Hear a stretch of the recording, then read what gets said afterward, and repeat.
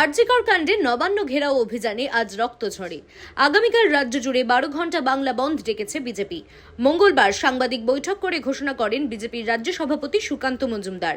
আগামীকালের বাংলা বন্ধকে সফল করার বার্তা দেন তিনি। বুধবার সকাল 6টা থেকে সন্ধে 6টা পর্যন্ত চলবে ধর্মঘট। পাল্টা আক্রমণাত্মক কুণাল ঘোষ। পুলিশ কিন্তু গুলি চালায়নি, পুলিশ গায়ের রক্ত মেখেছে। তীব্র আক্রমণ তৃণমূল কংগ্রেসের মুখপাত্র কুণাল ঘোষের। আর কি বললেন তিনি, শোনাবো। চেহারাগুলো দেখেছেন অর্ধেকের, যারা হামলা করছিল ব্যারিকেড ভেঙেছে। নবান্ন অভিযান মানে কি? একটা প্রতীকী কিছু হয়, বারবার বলা ছিল শান্তিপূর্ণ। প্রথম কাজ হচ্ছে ব্যারিকেড ভাঙা। আমাদের নবান্ন যেতে দিতে হবে। এটা আন্দোলন, সভা নেই, মঞ্চ নেই, বক্তৃতা নেই, মানুষকে লেলিয়ে দেয়া। ব্যারিকেড ভাঙতে হবে, নবান্ন যেতে দিতে হবে। কি করে হতে পারে এসব? পুলিশকে ইট পাথর এসব মারা হলো।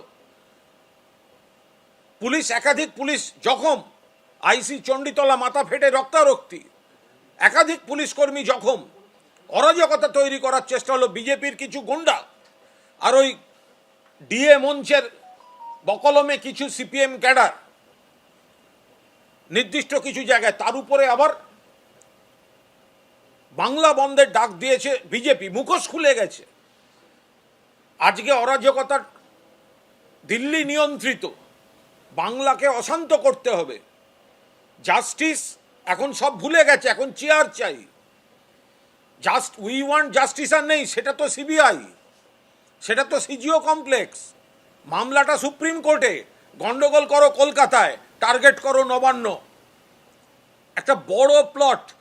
পুলিশকে এখনো পর্যন্ত যা পরিস্থিতি, কার্যত 4টে বাজতে চলল, পুলিশ সমস্ত রকম আক্রমণের মুখে পড়েও, পুলিশ রক্তাক্ত হয়েও, গোটা পুলিশ বাহিনী, অফিসার থেকে পুলিশের যে কোনো কর্মী, তারা সংযমের পরিচয় দিয়েছে। সিপিএমের জমানা হলে 1993 সাল 21শে জুলাই 14 জন মৃত পুলিশের গুলিতে বিনা প্ররোচনায়।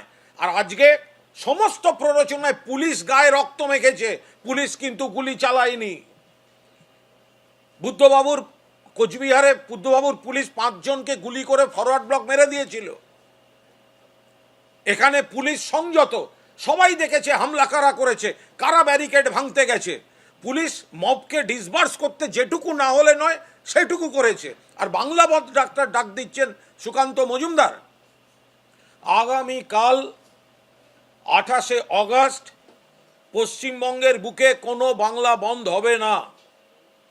বিজেপি চক্রান্তমূলকভাবে বাংলা বন্ধের ডাক দিয়েছে।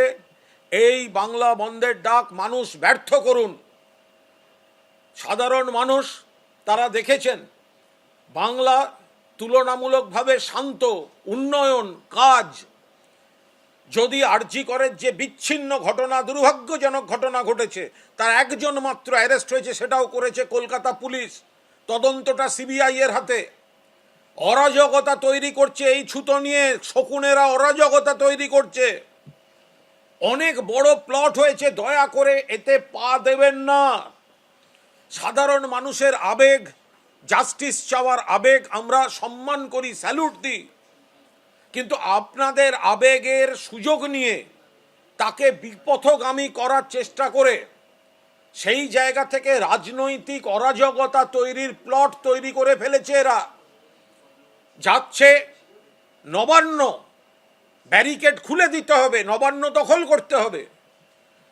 কাল সুকান্ত মজুমদার বিজেপির ডাকা বন্ধ ব্যর্থ করুন, জনজীবন স্বাভাবিক রাখুন।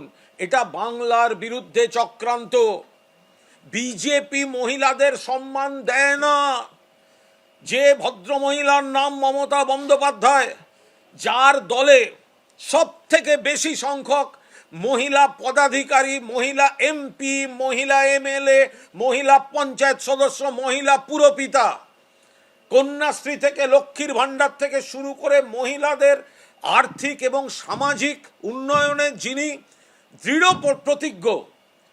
একটি সামাজিক বিচ্ছিন্ন কুৎসিত অপরাধ তাকে কেন্দ্র করে সেই মমতা বন্দ্যোপাধ্যায়কে টার্গেট করে বাংলা দখলের, বাংলাকে অরাজক পরিস্থিতির দিকে ঠেলে দেওয়ার চেষ্টা করছে ভারতীয় জনতা পার্টি। দয়া করে এটা হতে দেবেন না। আপনারা দেখছেন ইউএন লাইভ, বাংলা খবরের শেষ কথা।